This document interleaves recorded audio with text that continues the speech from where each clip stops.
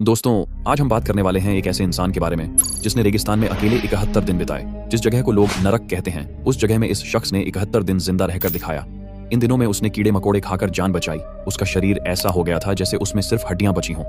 ये घटना मेरी पिछली घटनाओं से भी ज्यादा रोंगटे खड़े कर देने वाली है, क्योंकि समंदर में तो कभी ठंडी लहरें, कभी गर्मी और मछलियां मिल सकती हैं, और किसी न किसी तरह जिंदा रहने का सहारा भी। लेकिन इस नरक में बचने की कोई संभावना ही नहीं थी। लेकिन इन साहसी इंसान ने मौत को भी हरा दिया और जिंदा रहकर दिखाया। तो दोस्तों, आइए जानते हैं कैसे इस शख्स ने 71 दिन तक उस नरक जैसे रेगिस्तान में अपनी जिंदगी की सबसे कठिन लड़ाई लड़ी।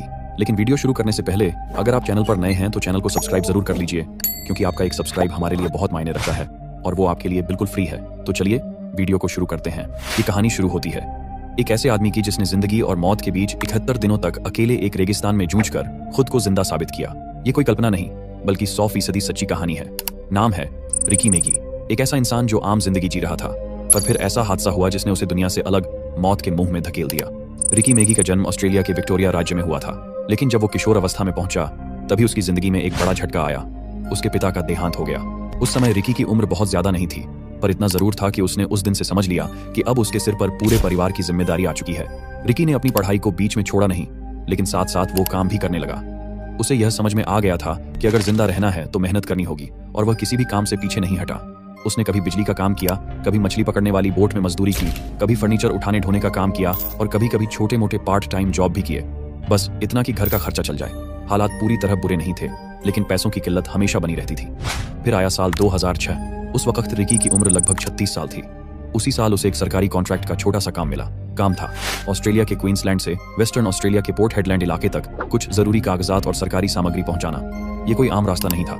इसके लिए लगभग 3000 किलोमीटर का सफर तय करना था, और वो भी ऑस्ट्रेलिया के सबसे वीरान और खतरनाक इलाकों में से एक, जिसे हम रेगिस्तान कह सकते हैं। वो प्लेन से जा सकता था, लेकिन उसके पास उतना पैसा नहीं था कि हवाई यात्रा कर सके।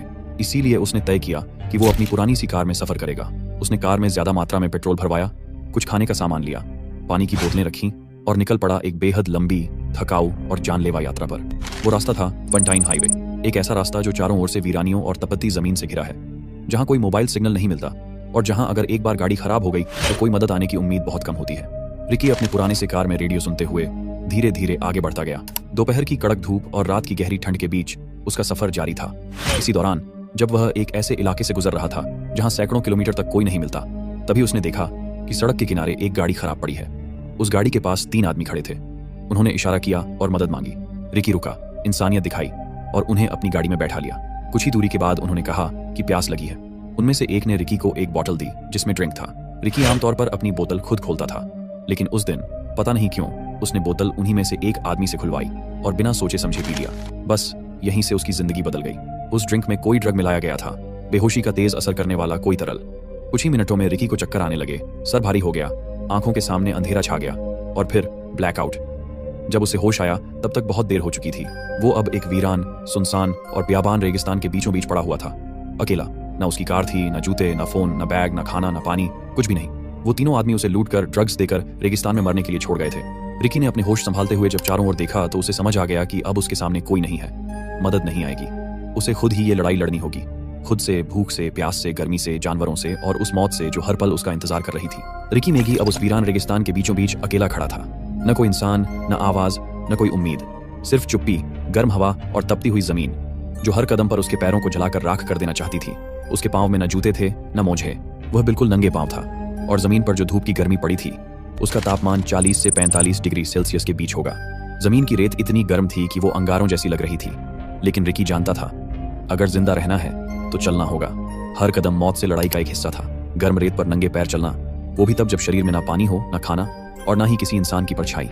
वो हर कदम एक नई तकलीफ देता था। उसके पांव जलने लगे थे, छाले पड़ गए थे और चमड़ी जगह जगह से उतरने लगी थी, लेकिन वो रुका नहीं।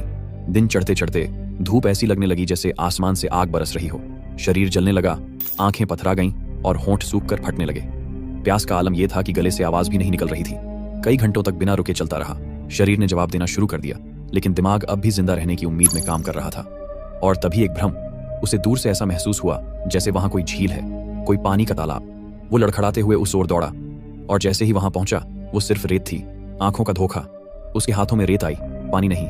शरीर अब टूटने लगा था, लेकिन अंदर कहीं एक कोना जिंदा रहने के लिए तड़प रहा था।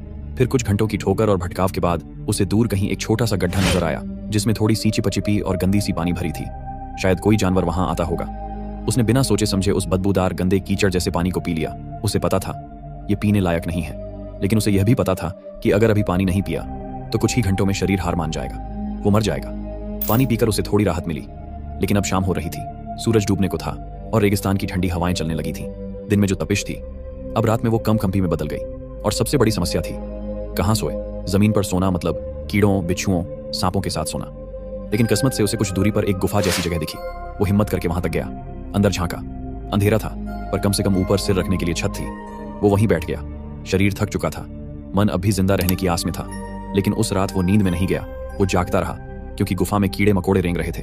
किसी ने उसके पैर पर काटा, किसी ने हाथ पर, लेकिन वो जानता था कि यह सब मौत से कम नहीं। फिर भी अगर यही खाना है तो खा लेता हूं। उसने पहली बार अपनी जिंदगी में यह जाना कि इंसान भूख से नहीं, हिम्मत टूटने से मरता है।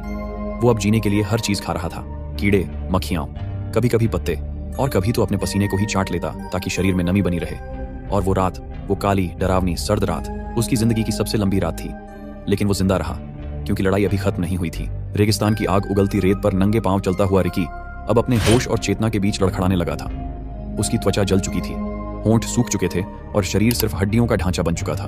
वो बस चल रहा था कहां, उसे खुद भी नहीं पता था। हर कदम जैसे मौत की ओर बढ़ रहा हो। तभी एक चमत्कार हुआ। रिकी की बंद होती आंखों पर एक बूंद गिरी, ठंडी, नरम, किसी फरिश्ते के स्पर्श जैसी। वो पल जैसे आसमान ने खुद रोकर रिकी को जिंदा रहने का इशारा दिया। रिकी ने आंखें उठाईं। काले बादल गरज रहे थे, आसमान बिजली से चीर रहा था और फिर तेज बारिश शुरू हो गई। पहले बूंदें गिरीं, फिर पलक झपकते ही मूसलधार बारिश होने लगी। उस सुनसान रेगिस्तान में जहां हर जिंदा चीज मर जाती थी, वहीं कुदरत ने जैसे जिंदगी बरसानी शुरू की। रिकी ने एक पल भी गंवाया नहीं। वो घुटनों के बल गिरा, दोनों हाथों से रेत खोदनी शुरू की। उसे पता था ये मौका आखिरी हो सकता है। उसने 3 से 4 बड़े गड्ढे खोद डाले। हर गड्ढा उसके लिए एक जीवन का प्याला था। बारिश का पानी उन गड्ढों में भरने लगा। वो बार बार उनमें से पानी निकाल कर पीता रहा। वो जितनी देर तक पी सकता था पीता रहा, क्योंकि वो जानता था कि यह बारिश कब थमेगी कोई नहीं जानता। रिकी की बंद होती सांसों को जैसे फिर से हवा मिल गई। उसका सूखा गला, फटी हुई जुबान हर घूंट में जिंदगी महसूस कर रही थी। लगभग 1 से 2 घंटे बाद बारिश थम गई और फिर वही बेरहम सच्चाई वापस आई। रेत ने धीरे धीरे सारा पानी पी लिया। जितना भी पानी था सब जमीन के अंदर समा गया। रिकी खाली गड्ढों को देखता रहा। उनमें अब सिर्फ कीचड़ बचा था, लेकिन अब उसके भीतर फिर से जीने की आग जल चुकी थी। तब तक उसे रेगिस्तान में करीब 60 दिन हो चुके थे।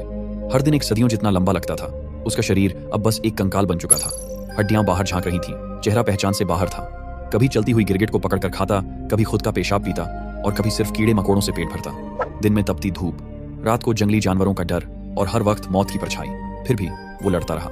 हर बार जब वो गिरा, उसके भीतर की आवाज कहती, अभी नहीं, अभी जिंदा हूं। और फिर आया वो ऐतिहासिक 72वां दिन, 5 अप्रैल 2006। उस दिन वो रेगिस्तान में एक ऊबड़ खाबड़ टीले के पास बिल्कुल बेहोश पड़ा था, कपड़े फटे हुए, शरीर काला और आंखें बंद। उसी वक्त पास के बिरिंदुदू स्टेशन से गुजर रहे थे 2 लोग, ग्रेग हर्ड और मार्क क्लिफर्ड। उन्होंने दूर से कुछ अजीब देखा। शुरू में लगा कोई जानवर है, पर जब पास आए तो देखा एक इंसान जैसा कंकाल, लेकिन हिल रहा था।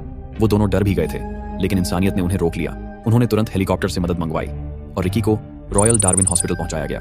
वहां वो 6 दिन तक बेहोश रहा। डॉक्टरों ने कहा ये इंसान नहीं, एक चमत्कार है। जांच में पता चला कि रिकी का वजन 106 किलो से घटकर सिर्फ 48 किलो रह गया था। लगभग आधा शरीर खत्म हो चुका था। रिकी मैगी एक ऐसा नाम बन गया जिसने 71 दिन तक मौत से लड़ाई लड़ी और 72वें दिन 5 अप्रैल 2006 को जिंदगी को फिर से जिया। क्योंकि जब इंसान का इरादा जीने का होता है तो आसमान भी पानी बरसाता है, रेत भी पानी पीने देती है और मौत भी हार मान लेती है। धन्यवाद दोस्तों, आपने इस वीडियो को अंत तक देखा, इसके लिए दिल से शुक्रिया। अब सोचिए अगर आप इस इंसान की जगह होते तो क्या आप भी इतने दिनों तक जिंदा रह पाते? आपके लिए कमेंट सेक्शन खुला हुआ है, जरूर बताइए। हम हर एक जवाब पढ़ते हैं। और हाँ दोस्तों, चैनल को सब्सक्राइब करना ना भूलें, क्योंकि आपका एक सब्सक्राइब हमारे लिए ऐसा है जैसे परिवार में कोई नया सदस्य जुड़ गया हो। तो चलिए दोस्तों, मिलते हैं अगली रोंगटे खड़े कर देने वाली सच्ची घटना के साथ। तब तक के लिए अलविदा और दिल से धन्यवाद।